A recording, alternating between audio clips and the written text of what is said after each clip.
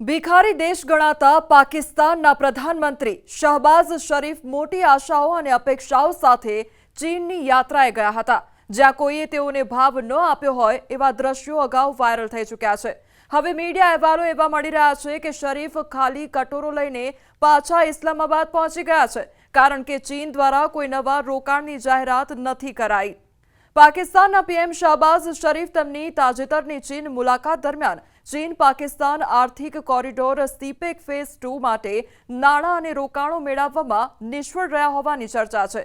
તેઓ ઇસ્લામાબાદ કોઈ નવા રોકાણો કે મોટા પ્રોજેક્ટ વિના ફક્ત સમજૂતી કરારો એટલે કે એમઓયુઝ સાથે પાછા ફર્યા।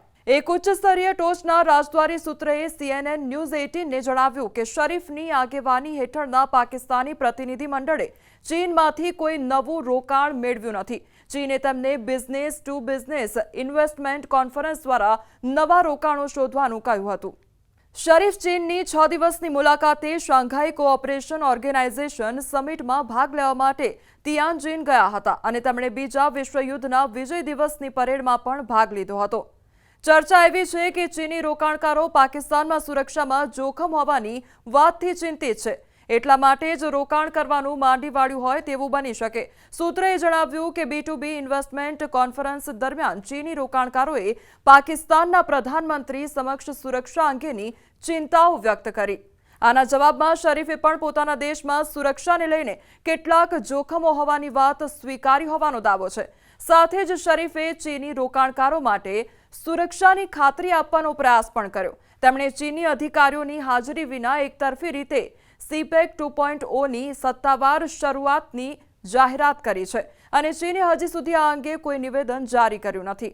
શરીફની ટોચના કેબિનેટ સભ્યો સાથેની ચીન મુલાકાત દરમિયાન ચીની અને પાકિસ્તાની કંપનીઓએ બીજી પાકિસ્તાન ચીન B2B ઇન્વેસ્ટમેન્ટ કોન્ફરન્સમાં ખેતી, ઇલેક્ટ્રિક વાહનો, સોલાર એનર્જી, આરોગ્ય, રસાયણ અને પેટ્રોકેમિકલ્સ, લોખંડ અને સ્ટીલ સહિતના ક્ષેત્રોમાં $7 બિલિયન સમજૂતી કરારો અને $1.54 બિલિયન સંયુક્ત સાહસો પર હસ્તાક્ષર કર્યા હોવાનો દાવો છે।